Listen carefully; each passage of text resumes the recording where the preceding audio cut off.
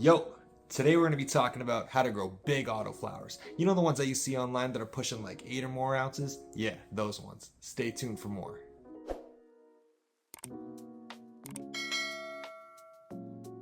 Few things I'll need to cover today are genetics, growing style, medium, and nutrients. All key factors that play a part in how big your autoflowers can get. So let's start with medium. You can go organic or synthetic. It doesn't really matter when it comes to autoflowers. You just want to make sure that the medium you do have is well aerated so that your roots can rip through and create a solid foundation. As they say, bigger roots equal bigger fruits. Now, synthetics is more so known as the option to be able to use to push your plants and push that yield as opposed to organics, but that's not always the case. You can definitely get monster autos in an organic medium depending on how you use it. And Jeremy from Build It Soil is a great testament to that. Now, for those who might be wondering, I like to use cocoa, specifically the cocoa that comes in the bricks. I believe it's called Canna cocoa.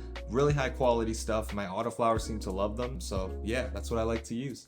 Now let's talk genetics. Are the genetics you're growing known for their higher yields? Some of the classics like OG and Bubba are simply known for smaller yields but higher terpene content. Now, while that may be something that I like to grow personally, it might not be something that you're looking for if you're looking for those higher yields. Something like a Dutch Passions Blueberry OG Auto or a Mango Smile by Mephisto Genetics might be your best bet because they have high quality flower as well as known for their higher yields. So you can kind of get that middle ground without sacrificing quality. Now let's talk growing style. One of the most important factors when it comes to the growth of your autoflowers, in my opinion. Whether you're running organic or synthetic, you want to go with auto watering.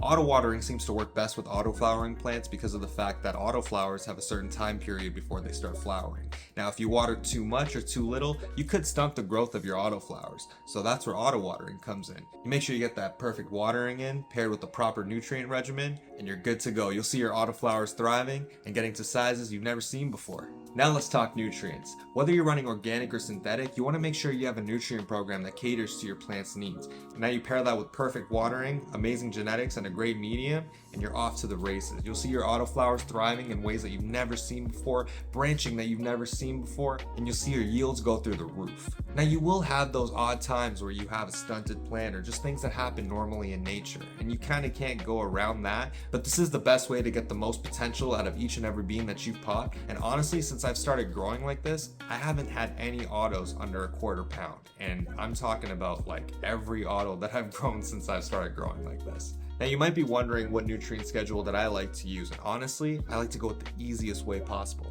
I'll make sure to include the nutrient schedule down below in the description if you're interested. I like to pair that with auto pots, and ever since I've started growing like that, like I said, it's been nothing but great success. I rarely find that I have deficiencies. I have great yields, fantastic flower, great taste, and it's really helped me level up my growing altogether. So what's your experience with growing autoflowers? I'd love to hear from the community. At the end of the day, I learned from you guys, and I feel that the more information we can bounce off of each other, the better. At the end of the day, I feel like we're all just trying to grow the best medicine for us, and if we can all help each other get there, why not, right? Hope you'll have a good one.